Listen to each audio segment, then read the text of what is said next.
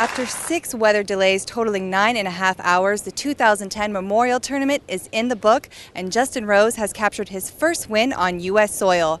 Rose finished the final round 18 back, 66, and a crucial point for him came on the 12th hole where he made par.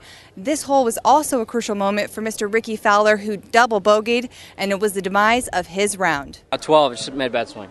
That's all it was. I wasn't trying to go for the pin. I was trying to hit it 15 feet left of the hole and ended up hitting it 15 feet right of the hole. What was going through your mind after that shot? Try and get it up and down. Unfortunately, we made double, and then go from there. We're going to try and make as many birdies as possible.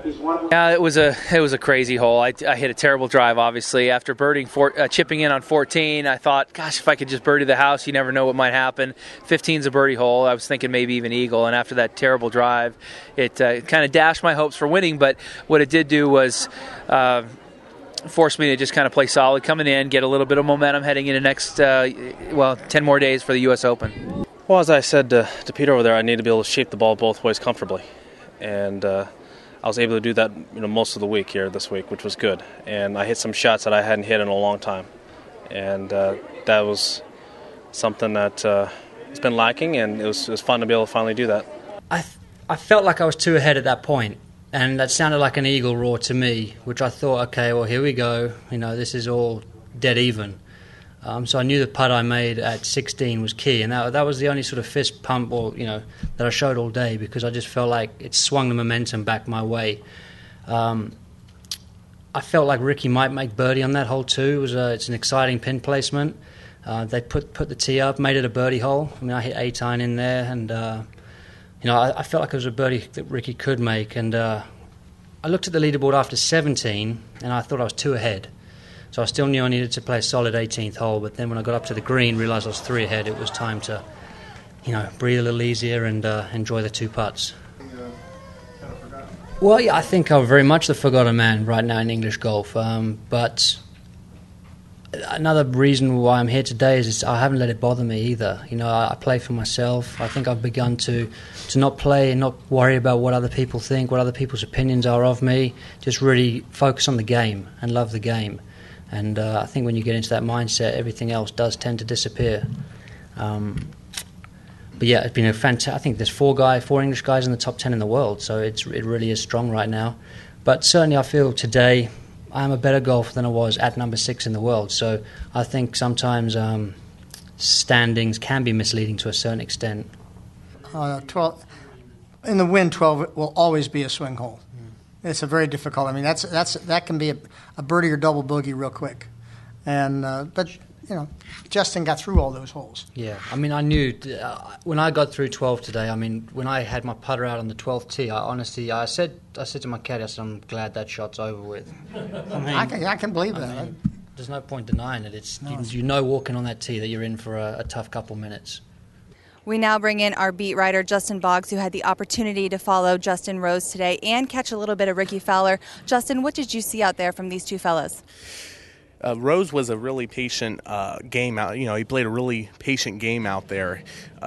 Best example of this was on the par 5s. He did not try to make it in on 2. He laid up, and on 5 was when he got his first birdie, and he was able to keep a string of birdies in 7, 8, 9. He made a distance putt on 10, and he kept that momentum going.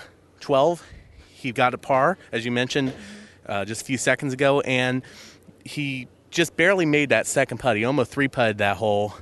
Fowler goes in, he bogeys that, or double bogeys that one, lands it in the water. And then 13, at the same time as Fowler is out there getting that double bogey, Rose, he makes a really nice shot out of the sand, gets it within a foot, and that was the turning point. That's when Rose jumped into the lead, and he didn't look back. Do you think this was Rickie Fowler's tournament to lose or Justin's to win? Fowler, being a little bit inexperienced, you had to expect this. Think back to last year. You had 2 rookies at the top. Last year, where did they finish? They finished, a few shots back of Tiger Woods.